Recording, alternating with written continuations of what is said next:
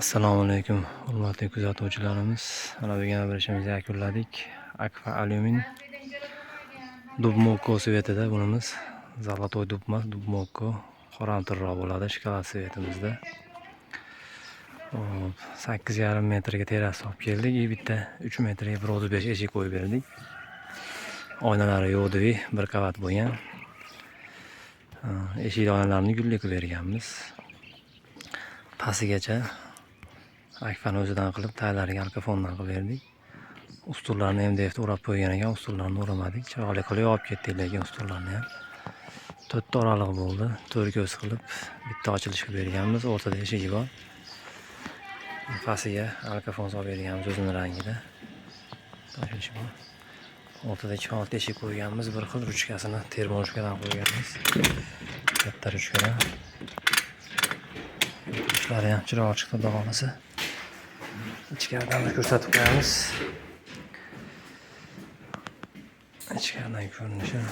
Vallahi aynalarni ozgina ishlari qoldi. Rezinkalarni solyapmiz. Rollari ham har bitta rolda bizadan ochilishi bor.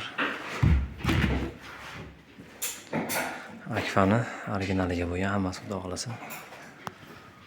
Razmerlariga keladigan bo'lsak, chekada bitta eshigimiz bor. Bo'yi 3 metr, eni 1.35 bo'lgan bu eshigimiz. Mana ham bir ko'rib qo'yamiz. Buni oynasi gulli bo'ldi. Mana buni ikkiga bo'lib berdik bo'yi balandligi uchun.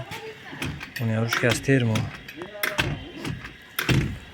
Opilishi yaxshi bo'lgan, xudo xolasa. Razmerlariga keladigan bo'lsak, bunimiz uzunligi 8,5 metr, bo'yi 240.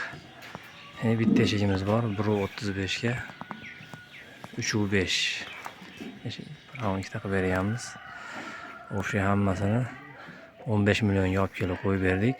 Akfani originaliga bo'lgan, hammasi xudo xolasa. Kvadratga bo'ladigan bo'lsak, ana shu eshiklarni ham hisoblaganda 600 mingdan tushdi 1 metr kvadrati. Kimga xizmatlar kerak bo'lsa, aloqaga chiqarasizlar.